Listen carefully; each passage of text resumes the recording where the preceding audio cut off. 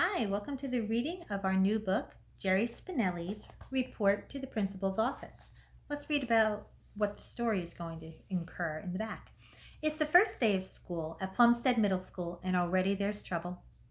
It starts with Sunny Weiler, who is determined to do whatever it takes to get herself suspended. Then there's Eddie Mott, who has a three-point plan for fitting in, but still gets beaten up on the morning bus. Salem Braunmiller is all too pleased to witness Eddie's dismay. As a future famous writer, she's drawn to drama. And on top of all that, there's Pickles Johnson, who is, well, Pickles. These four sixth graders have only one thing in common. They're all about to report to the principal's office. Let's start with Chapter 1. Chapter 1. Sunny Weiler opened her front door and stepped out of her house. Directly across the street, Hillary came out of her house. The instant the two best friends saw each other, they burst into tears. They met on the sidewalk in front of Sunny's house. "Come on," sniffed Hillary. "I'll walk you to the bus." They walked as slowly as they could. "Look at this," said Sunny, picking at the sleeve of her Death to Mushrooms t-shirt. "Same rag I wore last year. I'm going to wear it every day till we're back together again." "Won't you have to get it washed?" "I'm not gonna." "You'll start to smell." "Good," grumbled Sunny. "The worse I smell, the faster they'll kick me out and transfer me to your school." "Now I feel guilty," said Hillary. "Why?" "Here I am with my new clothes. I should give up more, like you." "Don't be a moron," said Sunny. "You know me. I overdo everything. You're doing the hair. That's enough." "You think so?" "I think so." The girls had vowed that from that day forward they would never again wash their hair till they were back in the same school. For 7 years, preschool, kindergarten, grades 1 through 5, Sunny and Hillary had gone to the same school. In fact, at Drewmore Elementary, they'd always shared the same classroom. They became best friends. They went on vacations with each other's families. And to top it all off, they lived directly across the street from each other. They were meant to be together. Nothing would ever break them up. But something did. Two sinister forces were at work during those 7 years. One force was population movement. More and more families were making their homes in Cedar Grove. The other force was babies. People were having more of them than before. Newspapers called it the baby boomlet. Even so, babies alone were not the problem. The problem was the older they got. The problem was sooner or later the babies became sixth graders. The problem was Cedar Grove Middle School could not hold them all. The problem was they built a new middle school, Plumstead, to hold the growing population. The problem was when they drew the line on the town map to decide who goes to Cedar Grove and to who would go to Plumstead, they drew it smack dab in the middle of the street that Sunny Weiler and Hillary Kane lived on. Hillary would go to the old school, Cedar Grove, and Sunny would go to the new one, Plumstead. "I feel like I'm walking to the gallows," said Sunny. "Me too," said Hillary. She fished around for something helpful to say. "Look on the bright side. You're going to a brand new school. New desks, new everything. I bet they even have air conditioning." "I don't want air conditioning," Sunny grumped. "I just want to go to Cedar Grove." They looked at each other. More tears came, and in the case of Sunny, something else. "Your nose is running," said Hillary. Sunny sniffed. The runner retreated like a turtle's head. "It's the baby boomlet's fault," said Hillary. "It's our parents' fault," said Sunny. "The rats." Hillary nodded. It was true. Their very own parents had been among the worst offenders of the boomlet. Each girl had 2 younger siblings, Sunny, 2 brothers, and Hillary, a brother and a sister. "We should have stopped them," Sunny said. "We should have put our foot down. No more babies." "Then you wouldn't have any little brothers," Hillary pointed out. A wicked grin curled Sunny's lip. "Yeah, too bad." Little brothers were not Sunny's favorite people. "Your nose again," said Hillary. This time Sunny did not sniff. "Let it run. I'm never going to wipe it. I'm not going to smile. I'm never going to talk. Not even if a teacher asks me a question. They'll be so disgusted with me and my bad attitude and my stinky hair and greasy and stinky shirt, they'll have to transfer me. They'll beg me to go. They'll hire a limo to take me away." If anyone else had said this, Hillary would have cracked up. But she knew her friend was perfectly serious, in no mood to be laughed at. "We're here," said Hillary. Sunny walked on. "I think it's the next corner." If she could only keep walking, she would never be there. It would never happen. "Sunny," called Hillary. This is the corner. Sunny stopped. She slumped, beaten. A sigh of utter desolation rose from her heart. She returned to Hillary. The two friends stood grimly, silently by the stop sign. 2 blocks away, a yellow bus turned onto the street. Suddenly, Sunny felt emptied of everything inside. She grabbed onto Hillary and felt Hillary squeeze back. The bus should have come slowly, creeping, respecting her feelings. Instead, it roared to the curbside and, without the slightest hesitation, flung open its door. "Oh," peeped Sunny. The two friends hugged, inches from the yawning door. Sunny did not notice, but Hillary's hug was slightly lopsided. As much as she loved Sunny, Hillary did not care to have her new shirt become a handkerchief for Sunny's runny nose.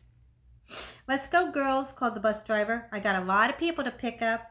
Sunny wasn't surprised at that remark. She had already decided that the Plumstead bus drivers would be despicable gorillas. She parted from Hillary, mounted the steps. Before she could wave to her friend, the door had shut, and the bus was roaring away. "Okay," she thought, "one final word before I shut up forever." She paused beside the bus driver. Sure enough, there was hair growing out of his ears. "Gorilla," she said, and walked down the aisle. Chapter 2. Eddie Mont watched the girl come down the aisle with a growing dread. The seat next to him was empty. He had been hoping it would be filled by someone friendly and talkative, someone who would help take his mind off the fact that this was his first day of middle school. But the girl looked anything but friendly. He had seen her glare at the bus driver and say something to him. Now as she came nearer, he got a full view of the scowl on her face. It was worse than anything he had ever seen on TV. And then he spotted the gleam under her left nostril. The girl's got problems, he thought. Please don't let her sit here.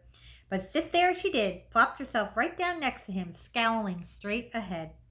Up until now, things had gone about as well as could be expected. Eddie had been determined to break the bonds of little boyhood and take that first big step into a more grown-up world. Every school day for 5 years, his mother had walked him to Brockhurst Elementary, but last night he had said, "Mom, I want to walk to the bus by myself," and he had. He had picked out his own clothes to wear, middle school clothes. The Daffy Duck pin that he had worn every day last year lay back in his bedroom dresser. Leaving his memories behind was not so easy. And just about this time of the morning every day last year, he and Roger Himes would be raising the American flag over Brockhurst. That had been his job all through 5th grade. But now he was a 6th grader, and doggone it, he was going to fit in. That's why he had made up a 3-point plan. 1. Be friendly. 2. Wear the right clothes. 3. Avoid 8th graders. The last point was advice from Roger Himes, whose older brother was now entering high school. "Stay away from 8th graders," warned Roger. "They'll get you in trouble. They run the school." Things had been going well until the sourpuss girl plopped down beside him. Now he began to feel his control of the situation slipping away. All morning he had been wearing an especially friendly face. If only she would turn and see how friendly he was. "Hi," he said. The girl didn't move an inch. She continued to stare glumly at the back of the seat in front of him. Maybe she had a hearing problem, he thought. He couldn't see a hearing aid. Maybe it was in the ear on the other side of him. So this time he tapped her lightly on the wrist, and then he said, "Hi." Still she didn't move. Was she hypnotized? In a trance? The half of her face that he could see was the side with the running nostril. Actually, it wasn't running at all. It was simply sitting there, a gleaming little puddle, as though it had just crept out to have a look around. And it was really starting to bother him. Eddie began being a very neat kid. It was all he could do to keep from whipping out his hanky and wiping it away. Maybe if he brought it to her attention in a nice way. Got a cold there?" he said as pleasantly as possible. Slowly the girl's head turned. He had never seen a head turn so slowly. Till she was fully facing him. He froze. She raised her upper lip till she looked like a snarling Doberman. She sniffed. The gleamer zipped back up into her nose. She turned away. Eddie allowed himself a breath. Now that the first move was over, he decided it hadn't really been so bad. After all, she did turn, and she did respond to him. Must have been his friendly face. Maybe he should say something a little meatier this time. "I hear the new school has air conditioning," he said.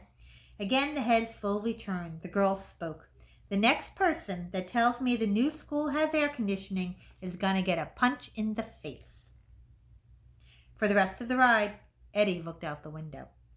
When the bus arrived at school, Eddie made sure to let the grump get well ahead of him.